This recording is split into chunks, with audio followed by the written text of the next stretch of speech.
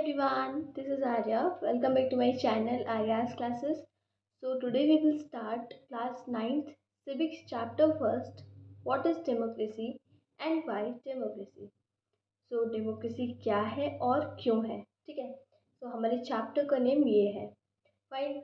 सो हम लोग इस चैप्टर को स्टार्ट करेंगे एंड उस स्टार्ट करने से पहले हम पहले तो जानते हैं कि डेमोक्रेसी का मीन्स क्या होता है. डेमोक्रेसी मीन्स आपने सुना होगा लोकतंत्र, राइट. सो इसका हिंदी मीन्स यही होता है.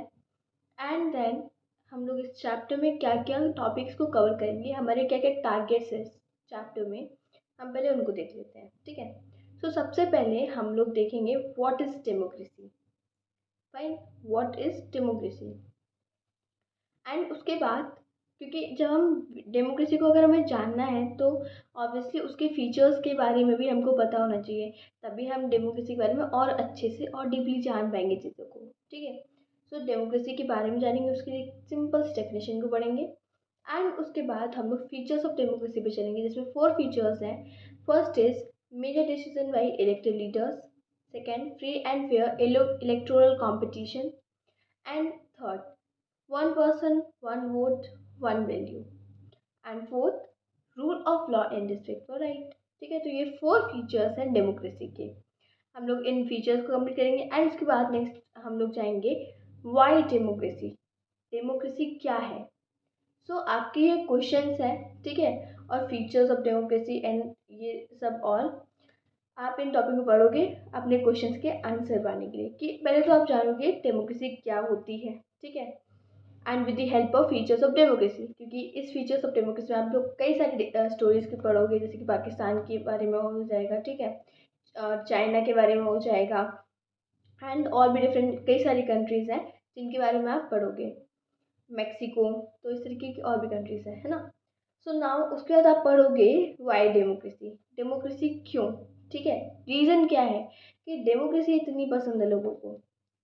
लोग डेमोक्रेसी को इतना ज़्यादा क्यों पसंद करते हैं. ठीक है. और भी तरीके की सरकारें हो सकती हैं, राइट. और भी तरीके की गवर्नमेंट गवर्नमेंट हो सकती हैं. तो फिर डेमोक्रेसी में ऐसा क्या है कि लोग उसको इतना ज़्यादा प्रेफर करते हैं. ठीक है. या फिर कंट्रीज उसको इतना ज़्यादा प्रेफर करती हैं, राइट. तो ऐसी क्या खास बात है इस डेमोक्रेसी में. तो इसको जानने के लिए ना हमको arguments against democracy and arguments for democracy, इन दोनों चीज़ों को जानना होगा. ठीक है. जिससे हम अगर दोनों चीज़ें जान जाएंगे कि डेमोक्रेसी अच्छी क्यों है, मतलब डेमोक्रेसी में क्या क्या चीज़ें अच्छी हैं और डेमोक्रेसी में क्या क्या चीज़ें खराब हैं. ठीक है. उसके क्या क्या बैड इफ़ेक्ट्स हो सकते हैं, क्या क्या पॉजिटिव चीज़ें हैं उसमें. जब हम दोनों चीज़ों को जान जाएंगे तभी तो हम जान पाएंगे कि ऐसा क्या है डेमोक्रेसी में, ऐसी क्या स्पेशलिटी है डेमोक्रेसी में कि उसको इतना ज़्यादा एक्सेप्ट करते हैं लोग, राइट. तभी तो हम जान पाएंगे जब हम दोनों चीज़ें जान लेंगे, अगेंस्ट वाला पॉइंट भी और फॉर वाला पॉइंट भी. उसके बाद ही हम डेमोक्रेसी को समझ पाएंगे.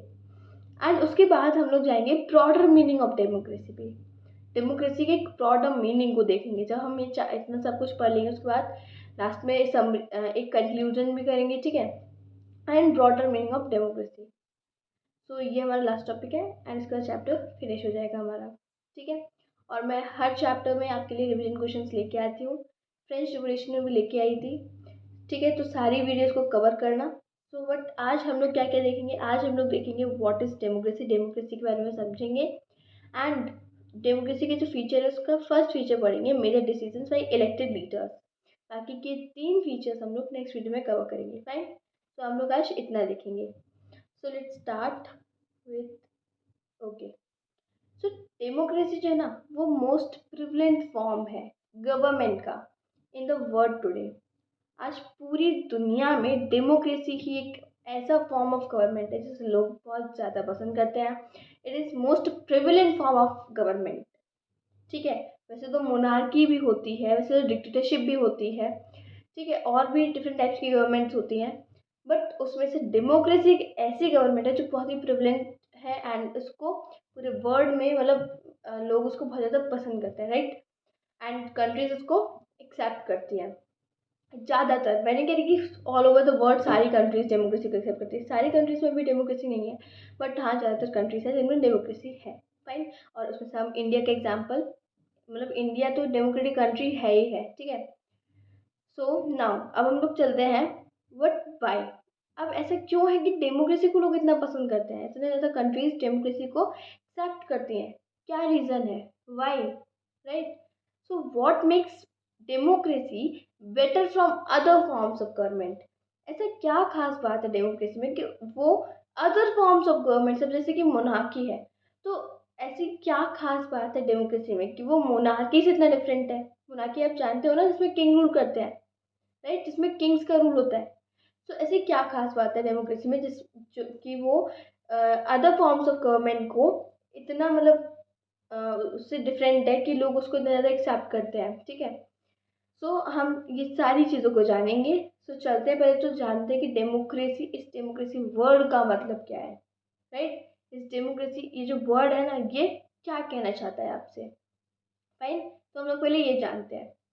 सो देखो, डेमोक्रेसी जो है ना, it is derived from Greek word. ठीक है, it is derived from the Greek word. जैसे ग्रीक एक भाषा है, ठीक है, काफ़ी पुरानी भाषा है ग्रीक भी, एंड जैसे कि कई सारी पुरानी भाषाएं भी होती है, जैसे संस्कृत तो आप जानते होंगे, राइट? संस्कृत हो गई, सो और ग्रीक है, इस तरीके की और भी दो तीन लैंग्वेजेस हैं, वैसे तो बहुत सारी हैं, राइट? तो वो काफ़ी पुरानी लैंग्वेजेस हैं। तो ग्रीक भी एक ओल्ड लैंग्वेज है, काफ़ी पुरानी लैंग्वेज है। ठीक है, तो ग्रीक वर्ड से डेमोक्रेसी वर्ड डिराइव्ड हुआ है। एंड इसका मीन्स क्या होता है? तो डेमोक्रेसी जो है ना, उसको अगर हम उस वर्ड को हाफ करें तो उसमें निकलता है डेमोस ऑफ क्रेशिया। ठीक है, demos of क्रेशिया। So first of all, demos का मतलब क्या है? डेमोस का मतलब है पीपल। फाइन, डेमोस का मीन्स होता है पीपल। एंड यहाँ पे क्रेशिया का मीन्स होता है रूलर्स या फिर रूल्स। रूलर्स नहीं, रूल्स। ठीक है, सो क्रेशिया का मीन्स होता है रूल्स एंड डेमोस का मीन्स पीपल। तो अगर हम देखें इसको, तो इसका एक मतलब निकल रहा है people's rule. Democracy means people's rule, और अगर हम हिंदी में लिखें तो हम लिखते हैं लोकतंत्र। मतलब जहाँ पर लोग रूल करें, पीपल रूल करें। अब पीपल कैसे रूल करते हैं, है ना? ये आपको क्वेश्चन होगा। क्या डेमोक्रेसी में हम लोग जाके बैठ जाते हैं कि नहीं अब हम रूल करेंगे कंट्री में? क्या ऐसा होता है? नहीं, ऐसा नहीं होता है। बट लोग खुद से अपने जो लीडर्स होते हैं उनको चूज करते हैं। लोगों को राइट होती है कि वो अपने लीडर्स को चूज कर सकें। सो इसलिए इसको पीपल्स रूल भी कहा गया है, राइट? और डेमोक्रेसी का मीन्स ही पीपल्स रूल होता है। अभी आप नीचे जब चलोगे, चैप्टर में घुसोगे अंदर, तो आप बहुत सारी चीज़ें इसके बारे में जानोगे। फिर आप जानोगे कि डेमोक्रेसी को पीपल्स रूल क्यों कहा गया है। अब जैसे कि देखो, फॉर एग्जाम्पल, आपकी फैमिली मेम्बर्स इलेक्शन वोट देने जाते होंगे, राइट? अपने लीडर को, अपने रिप्रेजेंटेटिव जो उनको पसंद है, ठीक है, जिसको वो वोट देते हैं, तो वो रिप्रेजेंटेटिव ही तो होता है। तो आप जैसे आप भी गए होगे तो आपने देखा होगा कि वोट देने जाते हैं। तो वोट देने क्यों जाते हैं? हम अपना रिप्रेजेंटेटिव जो होता है वो उसको चूज करने चाहते हैं। ठीक है, तो जा कौन रहा है? जो पीपल है वही तो जा रहे हैं वोट देने के लिए। तो ऑब्वियसली इसे पीपल का ही तो रूल कहेंगे, राइट? कि यहाँ पर पीपल जो है ना, पीपल के लिए सरकार काम करती है ना? तो पीपल्स रूल है मीन्स यहाँ पे। तो democracy is rule by people. Democracy का मीन्स क्या है? It is rule by people. Now अब हम देखते हैं डेमोक्रेसी की simple definition. Democracy is the form of government in which rulers are elected by the people. जो डेमोक्रेसी है वो एक ऐसी फॉर्म है गवर्नमेंट की जिसमें रूलर्स को इलेक्ट कराया गया है। पीपल, आई मीन जो रूलर्स है उनको पीपल ने इलेक्ट किया है। ठीक है, किसने किया है? पीपल्स ने इलेक्ट किया है रूलर्स को। Fine, so now this definition allows us to separate democracy from all forms of government that are clearly not democratic. ये जो डेफिनेशन है जो हमने अभी पढ़ी कि डेमोक्रेसी एक ऐसी फॉर्म है गवर्नमेंट की in which rulers are elected by people. So ये जो डेफिनेशन है, this allows us to separate democracy from all other forms of government जो कि डेमोक्रेटिक नहीं है। जैसे वो गवर्नमेंट जो डेमोक्रेटिक नहीं है, जैसे मोनार्की हो गई, डिक्टेटरशिप हो गई, तो ये डेमोक्रेटिक नहीं है। सो ये जो डेफिनेशन है ये हमको हेल्प करती है जो अदर फॉर्म्स ऑफ गवर्नमेंट है उनसे डेमोक्रेसी को सेपरेट करने में, अलग करने में, राइट? जो कि सेपरेट करने में जो डेमोक्रेटिक नहीं है। सो देखो, let us see some examples how democracy is different. कुछ एग्जांपल्स देखते हैं जिससे हमें पता लगेगा कि डेमोक्रेसी कैसे डिफरेंट है, ठीक है, अदर फॉर्म्स ऑफ गवर्नमेंट से। See, the army ruler of Myanmar are not elected by people. हम म्यांमार के बारे में देखेंगे जब, तो आर्मी रूलर्स जो म्यांमार के हैं उनको लोगों ने इलेक्ट नहीं किया है। So people had no role in choosing the government, right.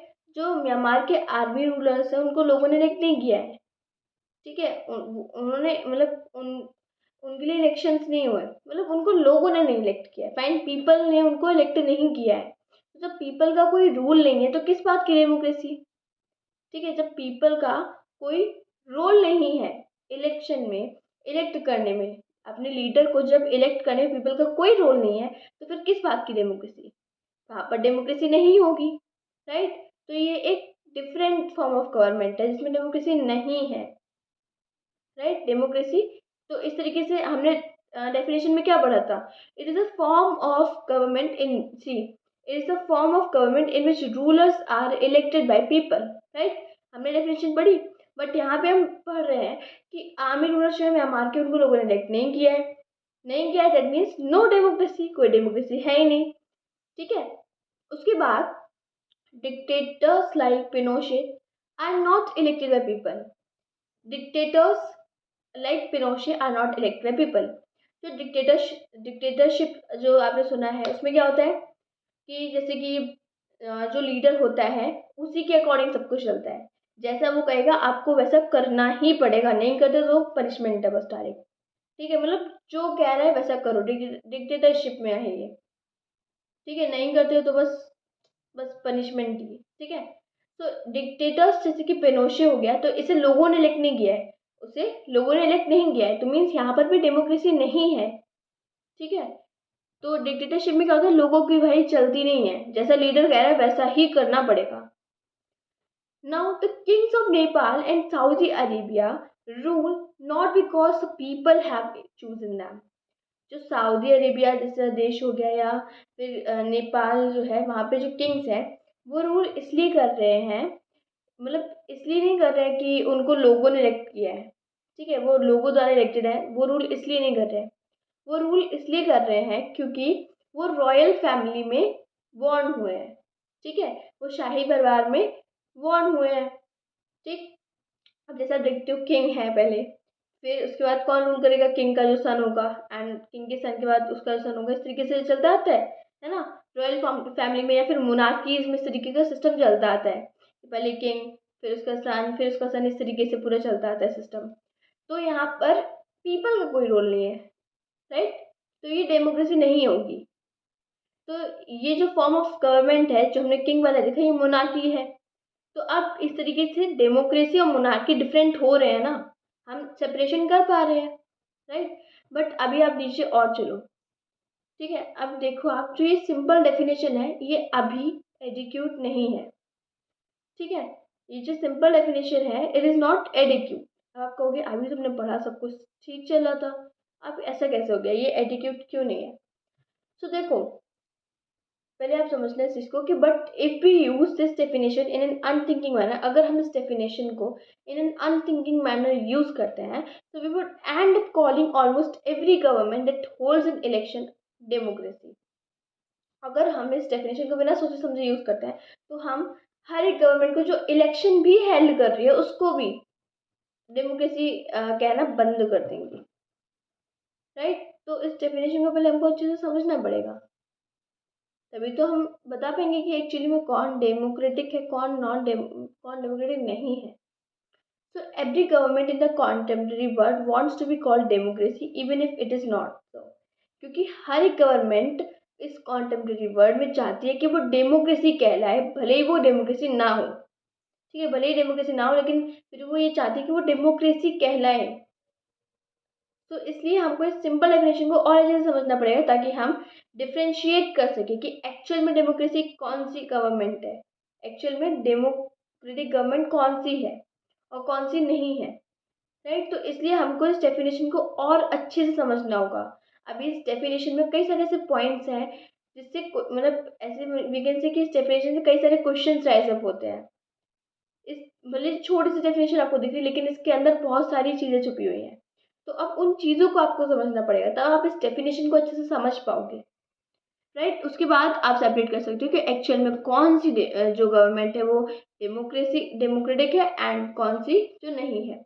So that is why we need to carefully distinguish between a government that is democracy and one that pretends to be one। मतलब जो दिखावा करती है democracy होने के, पर वो actually में है नहीं डेमोक्रेसी। ठीक है।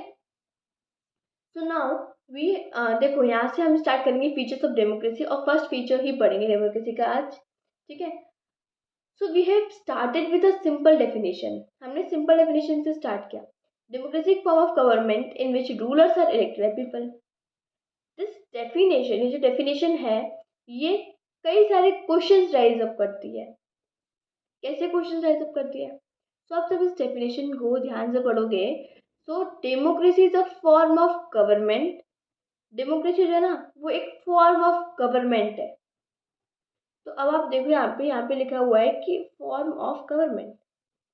तो किस तरीके की फॉर्म ऑफ गवर्नमेंट है? ठीक है। What kind of form of government is democracy? किस तरीके की फॉर्म ऑफ गवर्नमेंट है, कैसी फॉर्म ऑफ गवर्नमेंट है? यहाँ पे कुछ दिया तो गया नहीं है कि कैसी फॉर्म ऑफ गवर्नमेंट है, क्या है। राइट। अब नेक्स्ट है कि in which rulers are elected by people. So who see, जो पीपल यहाँ पे आपको वर्ड दिखाया जा रहा है। सो पहली बात तो ये कि वेट, यहाँ पे जो ये रूलर्स की बात चल रही है कि in which rulers are elected by people. So इसमें इस डेफिनेशन में रूलर्स कौन है? राइट। इस डेफिनेशन में रूलर्स कौन है, ये भी क्वेश्चन करा होता है। पहले तो फॉर्म ऑफ गवर्नमेंट किस तरीके की होनी चाहिए, उसके बाद फिर ये रूलर्स कौन है, कैसे रूलर्स, किस तरीके के रूलर्स, इलेक्ट कैसे होंगे, है ना। तो अब ये रूलर्स कौन है, उसके बाद what kind of election constitute democratic election. अब यहाँ पे आपको दे रहा है इलेक्टेड बाय पीपल। तो जब इलेक्ट करेंगे तो ऑब्वियसली इलेक्शंस होंगे।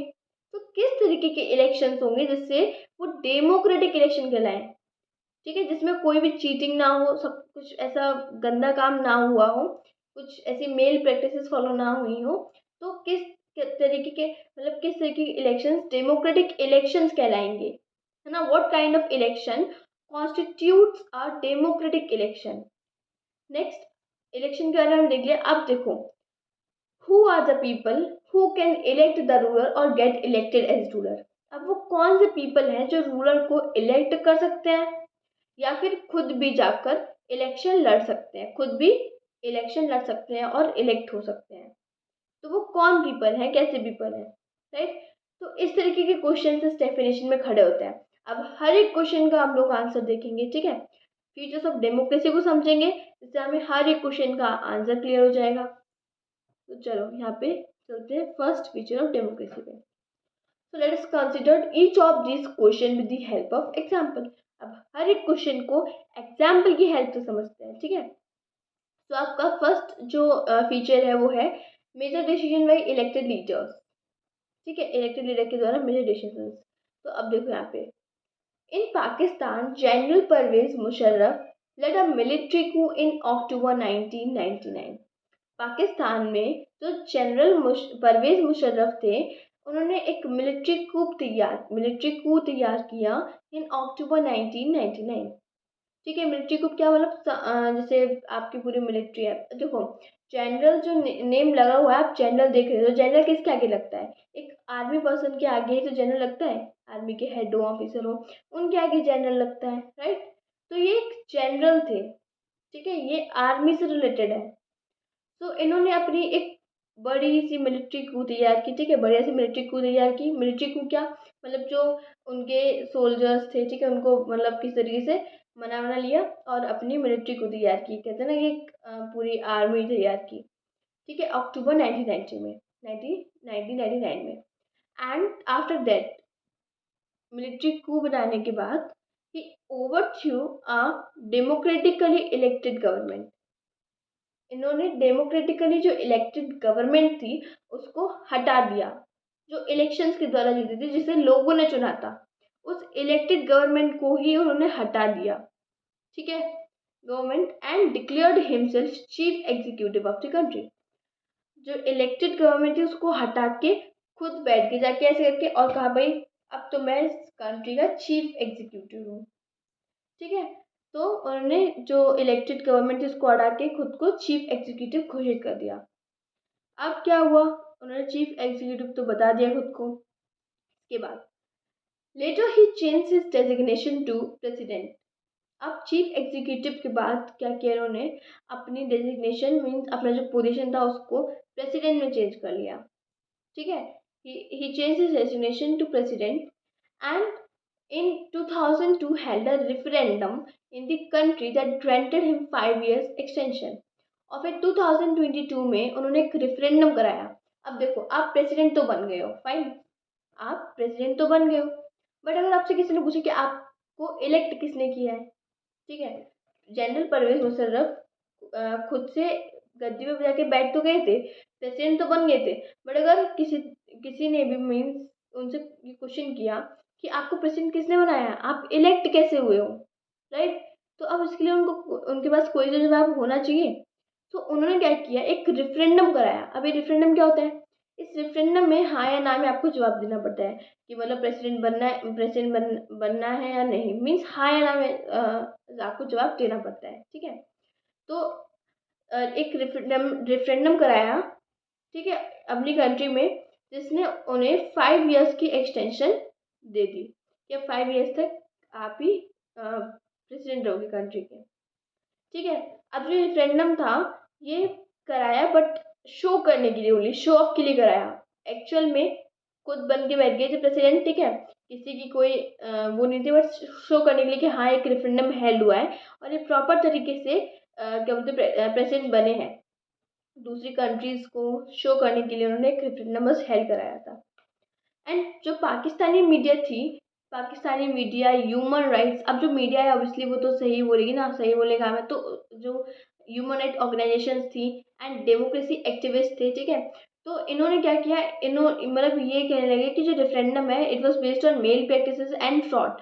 ये जो रेफरेंडम है ये गलत है, ये झूठा है, ये सिर्फ शो ऑफ के लिए, दिखावे के लिए कराया गया है, बट एक्चुअली में उन्होंने किसी भी पर्सन की बात नहीं मानी है। ठीक है, वो इलेक्टेड नहीं है। तो पाकिस्तानी मीडिया ने इस रेफरेंडम को malpractices and fraud decision बताया। ठीक है, कि ये जो रेफरेंडम है ये it was based on malpractices and fraud decision, fine. उसके बाद क्या हुआ, the power to take final decision rest with army official and general Pervez Musharraf and none of them are elected people. अब जो पावर थी वो जनरल परवेज मुशर्रफ और army officials के पास में थी। ठीक है, आर्मी ऑफिशियल के पास में थी और उनमें से कोई भी इलेक्टेड पर्सन नहीं था। ठीक है, उनमें से कोई भी इलेक्टेड पर्सन नहीं था। अब इसके बाद क्या हुआ, सॉरी वेट, यहाँ पे देखो, now in August 2002 he issued a legal framework order that amended the constitution of Pakistan। अब क्या हुआ कि अगस्त 2002 में उन्होंने क्या किया, एक लीगल फ्रेमवर्क ऑर्डर जारी किया।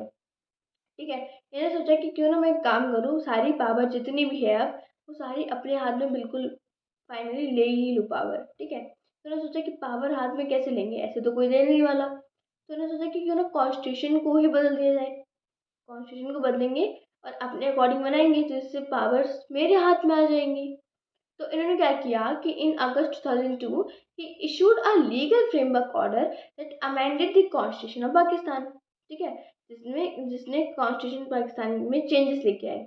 ये पाकिस्तान के जो कॉन्स्टिट्यूशन है उसमें कुछ चेंजेस आए, इन्होंने लीगल फ्रेमवर्क ऑर्डर इशू किया इन अगस्त 2002। ठीक है, अब उसके बाद क्या हुआ, इस ऑर्डर के according to this order the president can dismiss the national assembly और प्रोविंशियल असेंबलीज। अब जो ये आपका ऑर्डर था ना, इसके अकॉर्डिंग क्या था कि अगर प्रेसिडेंट को नेशनल असेंबली में कोई दिक्कत आ रही है, ठीक है, मीन्स नेशनल असेंबली से सही नहीं लग रही है या फिर प्रोविंशियल असेंबली सही नहीं लग रही है, तो वो हटा भी सकती है उन असेंबलीज को, उसके पास की पावर है कि वो उन असेंबलीज को हटा भी सकती है। Now the work of civilian cabinet is supervised by National Security Council which is dominated by military officers। ठीक है, तो अब जो सिविलियन कैबिनेट का वर्क था that was supervised by National Security Council and जो नेशनल सिक्योरिटी काउंसिल था that was dominated by the military officers। Fine, now after passing this law, अब इस लॉ को पास करने के बाद elections were held to national and some assemblies, national and state assemblies. ठीक है, सो अब इस लॉ को पास करने के बाद जो इलेक्शंस थे वो हेल्ड हुए नेशनल और स्टेट असेंबलीज में। मीन्स इन्होंने क्या सोचा कि पाकिस्तान में ना इलेक्शंस तो होंगे बट किंग मैं ही रहूँगा। आई मीन किंग नहीं, मतलब रूल मैं ही करूँगा, ठीक है, प्रेसिडेंट मैं ही रहूँगा, बट इलेक्शंस तो होंगे ही। फाइन। तो अब इस लॉ के पास होने के बाद इलेक्शंस पाकिस्तान में हुए नेशनल और स्टेट लेवल पर, but Pakistan has had elections elected representative. अब यहाँ पे क्या था कि पाकिस्तान के पास इलेक्शंस करने की राइट भी थी और साथ में ही इलेक्टेड रिप्रेजेंटेटिव थे। अब जिसने भी, मतलब जो भी चूज हुआ होगा इलेक्शन के बाद, जो भी पर्सन चूज हुआ होगा, ठीक है, तो इलेक्टेड रिप्रेजेंटेटिव्स भी थे पाकिस्तान के पास, ठीक है, उनके हाथ में थोड़ी सी पावर भी थी। बट जो फाइनल पावर थी वो किसके पास थी? मिलिट्री ऑफिसर्स और जनरल परवेज के पास, राइट। जनरल परवेज मुशर्रफ के पास में फाइनल पावर थी। तो इसलिए जो इलेक्टेड रिप्रेजेंटेटिव्स थे वो कोई भी डिसीजन नहीं ले सकते थे, ठीक है। तो वो कोई भी डिसीजन नहीं ले सकते थे क्योंकि जो फाइनल पावर थी वो किसके पास थी? आर्मी ऑफिशियल्स और जनरल मुशर्रफ के पास, ठीक है। सो अब इससे क्या हुआ कि जो पाकिस्तान है under general Musharraf should not be called democracy. तो अब ये सब पढ़ने से हमको क्या समझ में आ रहा है कि जो पाकिस्तान है वो जनरल परवेज मुशर्रफ के अंडर में डेमोक्रेसी नहीं कहलाएगा, ठीक है, इनके अंडर में पाकिस्तान डेमोक्रेसी नहीं कहलाएगा। फाइन। तो आप देखो, अब आपसे क्वेश्चन आइज हो रहा है कि क्या हम ये कह सकते हैं कि रूलर्स जो है elected by the people in Pakistan, जो रूलर्स हैं उन्हें पाकिस्तान में लोगों ने इलेक्ट किया था, क्या हम ये कह सकते हैं? तो हम ऐसा नहीं कहेंगे। सो हमने लिखा है कि नॉट क्वाइट, ठीक है, हम ऐसा नहीं कहेंगे। सो अब देखो यहाँ पे पीपल में have elected their representative, people के पास इलेक्टेड रिप्रेजेंटेटिव्स होंगे to the national and provincial assemblies, ठीक है, इस नेशनल और प्रोविंशियल लेवल पर उनके पास रिप्रेजेंटेटिव्स भी होंगे, इलेक्टेड रिप्रेजेंटेटिव्स। तो representatives are not really the rulers, but वो जो रिप्रेजेंटेटिव्स हैं वो सच रियली रूलर्स नहीं होंगे। They can not take final decision, वो फाइनल डिसीजन नहीं ले सकते हैं। The power to take final decision rest with the army officials, जो पावर है आर्मी ऑफिशियल्स के पास फाइनल डिसीजन लेने की, ठीक है, मतलब जो फाइनल डिसीजन है वो आर्मी ऑफिशियल्स और जनरल परवेज मुशर्रफ ही लेंगे। And none of them are elected by people, और उन आर्मी ऑफिशियल्स को या फिर जनरल परवेज को किसी को भी इन जो लोग थे उन्होंने क्या बोलते, उन्होंने इलेक्ट नहीं किया था, ठीक है, उन्होंने इलेक्ट नहीं करवाया था। तो अब ऑब्वियसली सीधी सी बात है कि यहाँ पे डेमोक्रेसी नहीं दिख रही है हमको, है ना।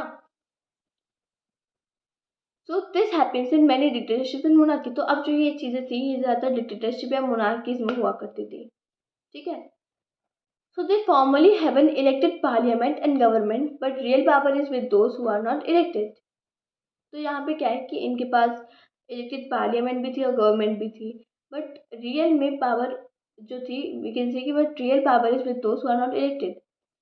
जो रियल पावर है वो किसके पास है? With those who are not elected, ठीक है। So they formally have an elected parliament and government but real power इसके पास थी जनरल परवेज और जो आपके सॉरी जनरल परवेज मुशर्रफ और जो आर्मी ऑफिसर्स थे उन्हीं के पास तो थी फाइनल पावर, है ना। तो now if few countries the real power was with some external power and not with the locally elected representatives, कुछ कंट्रीज में कैसा होता है कि जो रियल पावर है that was with some external power and not with locally elected representatives, ठीक है। तो कुछ कंट्रीज में ऐसा भी हुआ करता था। Now this can not be called people's rule. अब हम जो हमने अभी तक ये पूरा पढ़ा है हम क्या कह सकते हैं इसको? People's rule. People's rule means democracy. तो क्या हम इसको डेमोक्रेसी कह सकते हैं? मेरे ख्याल से तो इसको डेमोक्रेसी बिल्कुल भी नहीं कहेंगे, है ना। डेमोक्रेसी क्यों कहेंगे हम इसको? डेमोक्रेसी नहीं है ये, यहाँ पे लोगों ने इलेक्ट नहीं किया है, अपनी जबरदस्ती से मीन्स वी कैन से कि फोर्सफुली वो जाकर गद्दी पे बैठा है ना, कि अब मैं करूँगा यहाँ पे रूल, मेरी चलेगी, लोगों ने इलेक्ट नहीं किया है, ठीक है। सो अब ये सब जो हमने पढ़ा पूरा ये हमको हमारा फर्स्ट फीचर देता है कि in democracy the final decision making power must rest with those who are elected by people, ठीक है। तो आई होप आपको एक्सप्लेनेशन अच्छा लगा हो, वीडियो पसंद आई हो और जो आपके टॉपिक्स हैं अभी तक के जहाँ तक हमने पढ़ा आज उतने क्लियर हो गया हो। तो अगर टॉपिक्स क्लियर होते हैं आपके वीडियो पसंद आती है तो चैनल को लाइक सब्सक्राइब करना मत भूलना। वीडियो पे नए हो तो सब्सक्राइब जरूर करना, ताकि बाकी की सारी वीडियोस भी आपके फ़ोन में आती रहे। ठीक है, आपको पता चलता रहे, नोटिफिकेशंस मिलते रहे आपको। सो अब हम मिलेंगे नेक्स्ट टॉपिक में, आई मीन नेक्स्ट वीडियो में, इसमें हम नेक्स्ट टॉपिक अपना कवर करेंगे। ठीक है, so till then thank you so much, take care, bye bye.